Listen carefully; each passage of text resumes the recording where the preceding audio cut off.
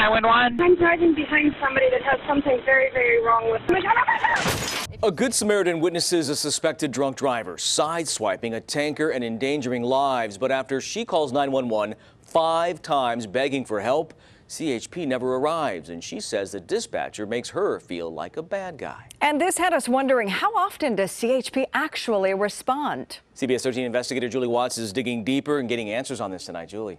Yeah, you know, we've all seen those signs on the freeway urging us to report drunk drivers, but when a local woman did just that, she says she was scolded and ignored by the CHP. So we started asking questions, and some of the answers we got may surprise you.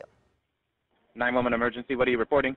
Dee Dee McElroy assumed CHP was on the way the first time she called 911 to report this suspected drunk driver. Then this happened. Didn't even budge him because he was a big heavy truck. Had she hit a car with children or an elderly person, it would have been absolutely catastrophic. So she called 911 again to update her location. So you called this in already? I did, but nobody's coming and she's going to kill someone. Okay. Once the threat escalated from potential danger to active crime, Dee Dee was certain CHP must be on the way. So she continued to follow, keeping a safe distance, assuming they'd need the video from her dash-mounted camera phone. She's already hit someone and I have it on video. Yeah, okay. 2 more calls, 20 miles, and 20 minutes later, there was still no response. But it wasn't until a dispatcher made Dee Dee feel like the criminal that she finally gave up. So I'm doing what I think the police want us to do. But yet when I call, I eventually then end up getting treated like the bad guy. Okay, you're going to continue to follow her, or I have to disconnect with you? Fine, disconnect. Okay. All across the state, we see these billboards that say report drunk drivers. And that's what she did 5 times over the course of 30 miles and 23 minutes, yet no one responded. What does that say about CHP's ability to respond to these calls? Well, you know, nobody was able to respond to immediately in that particular situation, but we do respond. CHP officer Mike Harris explains the 4 units assigned to that stretch of freeway were all tied up on other calls.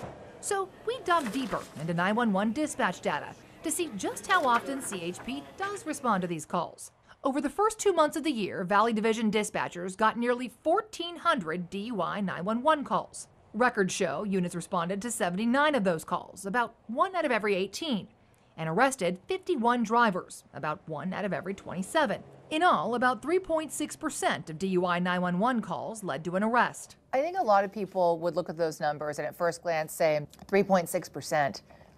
That's not a huge success rate. Sure, you got to take the totality of it. Yeah. It's just under 4%, and the reality is that's a fantastic number. That shows that we take it serious, that shows that we're responding, and that shows that we're handling these situations as best as we can.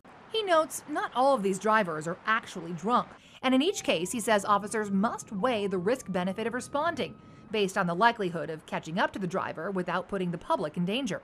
But we dug deeper and found this car is registered to a woman with a criminal history and a range of traffic offenses. Do you think this might have been a missed opportunity to get a potentially dangerous driver off the road? I mean, I can't speculate to that. Again, she could be licensed and turned her life around and bouncing off of big rigs. But I can't speculate that. And well, we have video showing her bouncing off of big rigs and continuing to drive. Obviously, she collided with the tanker truck when she was driving and didn't stop, and so that immediately right there is a crime that needs to be investigated. And that's what Dee Dee thought. So she called the CHP office the next day, again offering her video evidence. And again, no one responded, leaving Dee Dee feeling helpless. Somebody could have died that day, but if the police don't do anything, statistics show she's going to do it again. She called the office and she didn't get a call back in a timely manner, and the reality there is that's not acceptable. Prompted by our investigation, he says CHP is now implementing new policies for tracking and responding to follow-up calls like Dee Dee's. I don't want anything to be said to discourage people in the future from calling 911. We're out there doing everything that we can to try and get these dangerous drivers off the road. Well, I don't want to badmouth the police because I love our police officers, but I think things may have been handled differently. And she's optimistic from now on, they will.